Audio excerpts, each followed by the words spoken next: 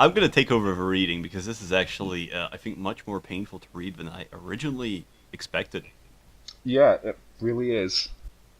Gary cracked his neck. All right, well, that's the end of the story. Okay. Oh, shit, guys, fuck. Back to the hospital, please. I know a way to get out of death row. Chapter 2. Gary's Childhood. Let us begin. Dr. Anderson pressed record on his gray handheld tape recorder and laid it down on the wooden rectangular table, which was made from 4 Minecraft blocks put in the furnace. Gary cracked his neck by tilting his head to the right and left, and died, and took a deep breath. It had been years since he was asked to talk about his upbringing. It was a very sensitive subject for him. After all, the beginning is usually the root of a problem. I mean, that's this offer, maybe. self-explanatory, but sure. Yeah, I mean, this offer maybe is projecting a little bit, and maybe he Just had his own. just a little bit, you know. Yeah, it's always like, back to my childhood, back to my difficult past. I remembered when Daddy gave me Tunnel Snake. I hated that game. Tunnel I hated Snakes Fallout rule. 3. I hated Fallout 3 as well, because it reminded me. Right. My childhood was one thing I was always uncomfortable to talk about. It was the only thing I truly regretted. You definitely know how to pick the right probing questions, don't you?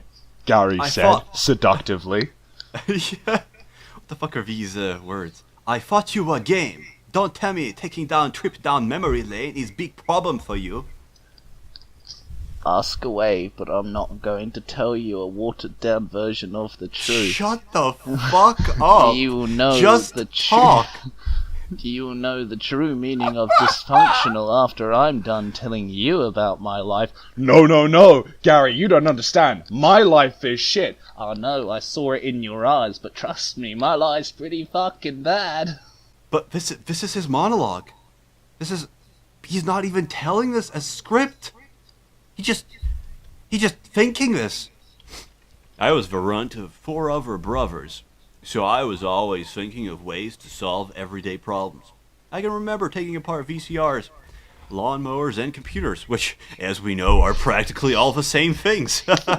I mean, lawnmower, computer, DS. All I wanted to do was to figure out how it all worked. I mean, lawnmowers. If I figured out how it all worked, it made me feel wanted and complete inside. My father was a very strict man when he was home, but he was only home on rare occasions and often spending time with his other wife. Words turned into images as Gary continues telling Dr. Anderson how he grew up.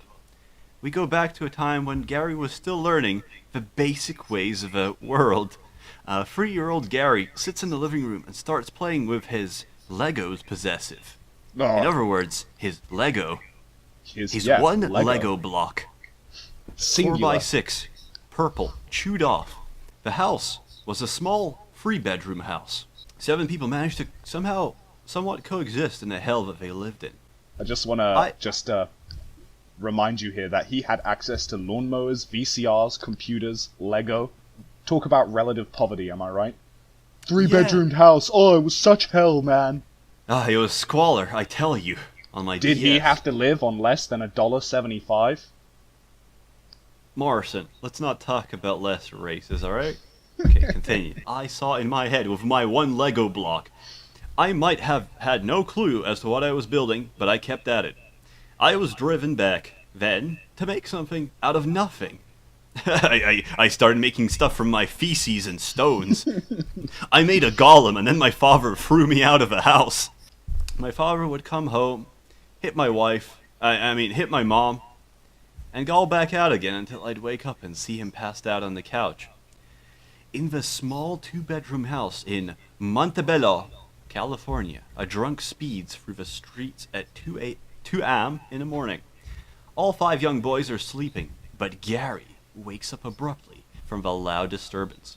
I remember hiding behind the couch, overlooking my own father at his weakest moment. What I saw was not my father. He was a beast that was bent on destroying everything in his path. He was knocking shit over, including my golem, over on purpose to get my mother's attention. spreading feces everywhere. He was a pissed-off child inside and nothing more. Gary stopped narrating his past and looked at the doctor. Why you stop? My father is not imperative to who I am or what I have Shut become. the fuck up. He made you! You were sperm! I believe you possess the power to be what you want to be. After the hell that I went through with my father, I vowed to be the strongest guy I could be at 5'10". My outlets were reading and working out until I felt nothing but pain. Reading until you feel pain. Reading I all read of that so hard. Nietzsche. My only concerns were getting great grades and writing what I felt. My stories that I wrote started to give me nightmares. It's working now. It's certainly going to be giving me a couple nightmares. You're gonna wake up with a cold sweat in the night and you're like, which one's Greg and which one's Gary? Ha! Ha! It's Why is Anderson not trying to argue? What's he got to hide? Is Anderson his father? Gary tells the story so perfectly to the estranged doctor that the doctor feels like he's literally inside Gary's sweet and inviting head. Just like Gary's like, could you not? Dr. Oh, Anderson, yeah. do you fall? Stop talking now. Just suck. A violent torrent of rain battered the roof of my one-bedroom apartment. I had lived alone since I was 18, alright? I chose to leave and never made an attempt of looking back. How do you afford a one-bedroom apartment while he was going through high school? Wendy's? Alright, carry on. Chipotle? Isn't it Chipotle? Dude, I don't fucking know. Americans, man. Taco Bell? Can I Let's also get just mention, he was in a 3-bedroom apartment, right? That got downgraded to a 2-bedroom apartment in Montebello. Now he's in a 1-bedroom apartment. The rage of the storm persisted, and Gary's idolatrous hands that were in the shape of Baal, the Canaanite god of plenty, who Moses forbid the worship of and smited the Canaanites for, would soon lead him to his supposed first kill. Gary, filled with the rage of Moloch, sat in his room, writing away. He was dressed in an Iron Maiden killer's shirt, jeans, and black skater shoes. He was dressed in an Iron Maiden, screaming. He was wearing a JonTron shirt. A loud yell echoed with a JonTron ringtone. A loud echoed in the parking lot and diverted my attention. I dropped my JonTron branded pen and ran out to see what the heck was. Oh, I want to be the little kid. Let me be the little kid. Be JonTron as a little kid. Leave me alone! Oh wait, he's stuttering. Leave me alone. I didn't do anything to you. In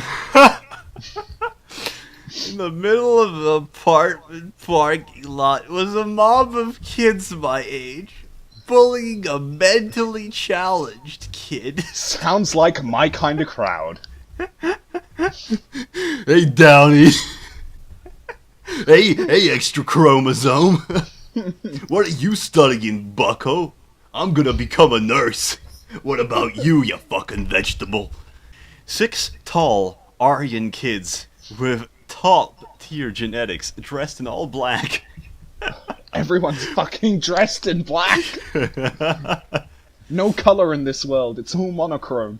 Yeah, formed a pentacle around the poor little child. They pushed him around and he fell hard onto the concrete, scrapping his lip. He turned it in. Blood dripped out of his mouth from the fierce push from the leader. Hey, leave him alone. Leave him the fuck alone now. Sadly, because Gary's voice is so low, the group didn't hear him and killed the Downs kid. They just With 3 punches to the head, no less. They found his pressure points. They found where the chromosomes were concentrated and just pulled them out. Losing his Stop the source flow of my chakra!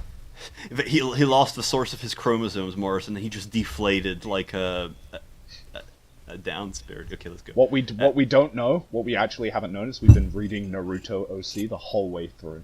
The group of misfit teens stopped what they were doing, which was bullying the Downs kid, and looked up at the giant who At the giant who commanded them to stop. The 5'10" giant. Remember, these are 6 tall kids. Like, well, I mean, what age are these kids? Like, what, 7? Can a taller? 7-year-old kid be described as tall at any point, right? Yeah, the very girthy 8-year-old, I don't know. Gary's yell paralyzed them momentarily, but then they went back to pummeling the bloody-lipped kid. Jesus, ignored that me. escalated. They fucking just pushed him around, he fell down. Oh, okay, that's like...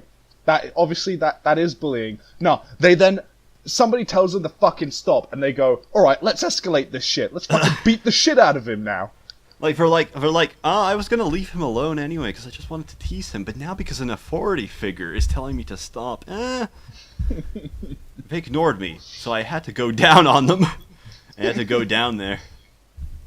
I ran down the stairs with my giant 5'10" legs. They could cross a step with each motion, Morrison. Almost 2 steps.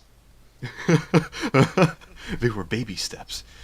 I walked up to the kid that gave him the bloody lip, grabbed him by his hair, and smashed his head on my knee. His head bounced like a ball from the force, and he fell on his back. The blow rendered him unconscious, and the others ran away, while the poor kid ran to his apartment on the other side of the complex. Something took a hold of me, and I couldn't stop. I just lost my sanity. The unconscious body on the floor didn't seem to satisfy me. The bastard had to learn a lesson, and I was going to teach him.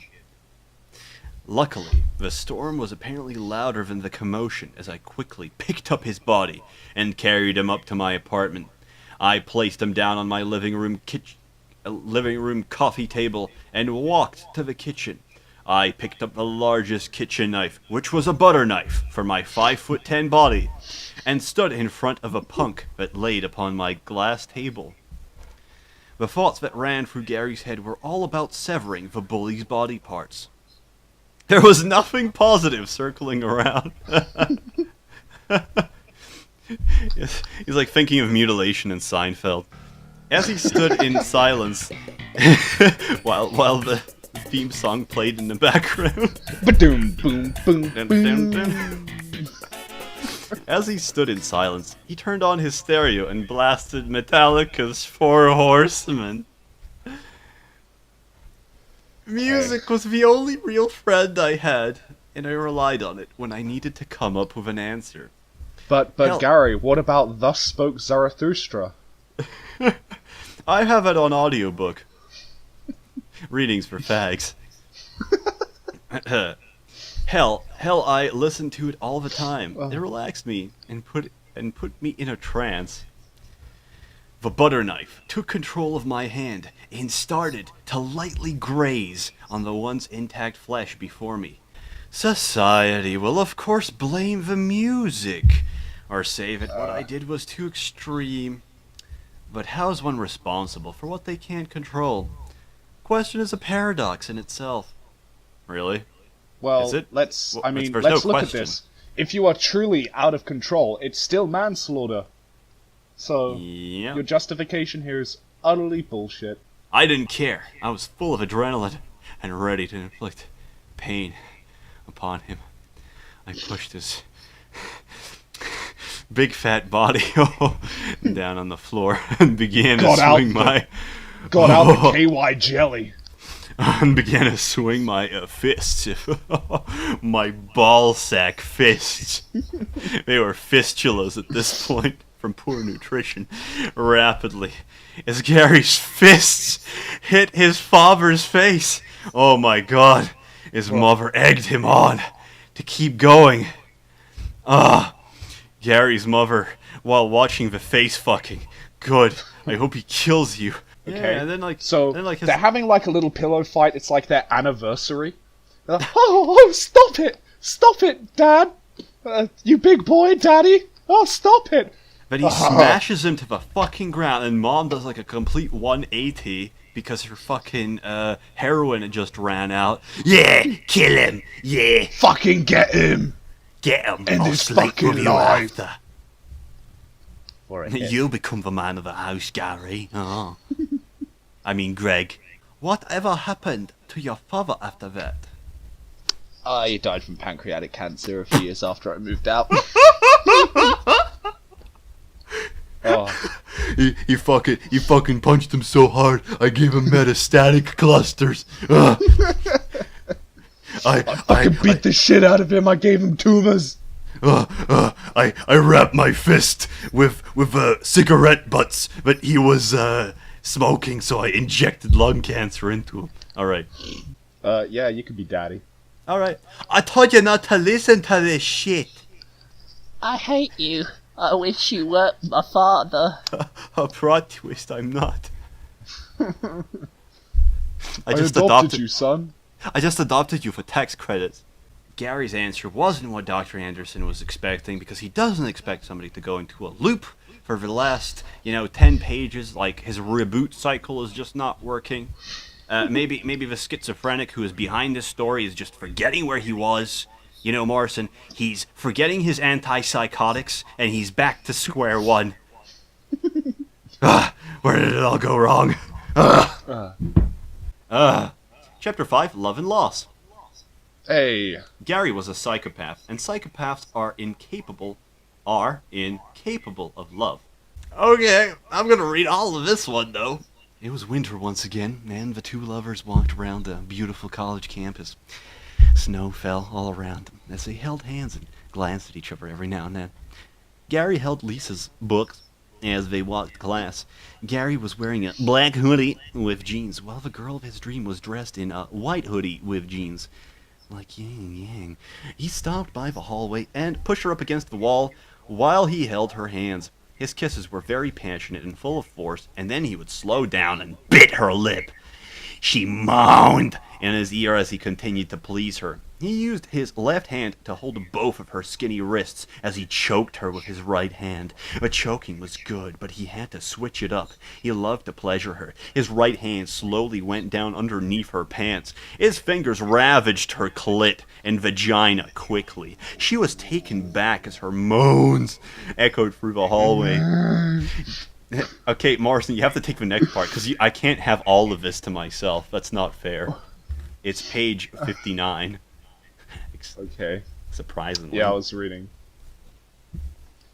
It's the middle paragraph. Gary was just warming up. Do it fast. Do it sexy. Gary was just warming her up. He was far from pleasing his woman. After making her wet, he grabbed her hand and they walked together to find their sanctuary from the cold. The young couple sprinted together hand in hand until they reached her dorm room.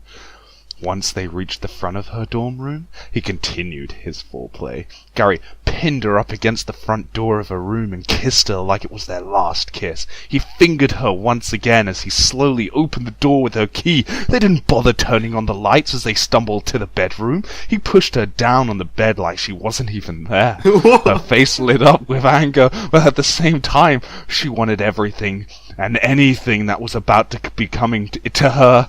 Gary's right hand grabbed both of her wrists and held them down as he kissed and penetrated her with all the love he never knew he had for her or anyone.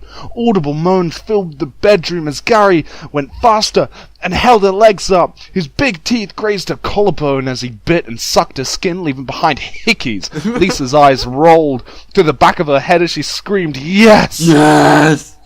Gary was enjoying every minute of it too, but he was grunting as he continued to please her. He turned her around and started fucking her from the back slowly till he got a fast rhythm.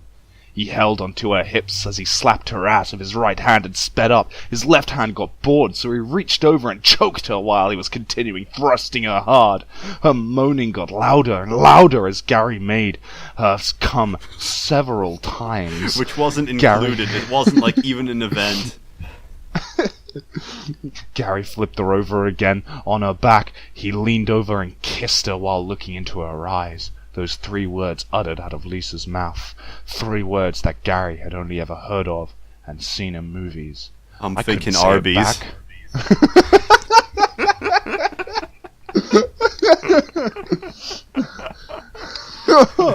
Oh.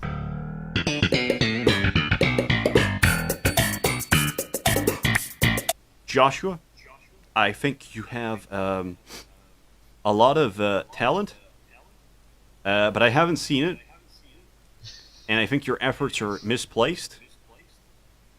There are nice things I could say, but I'm not going to say them. I think you will write a lot of stories following on from this, and they will be of similar quality. And by all means, keep on writing them, because it'll give somebody a brain aneurysm one day.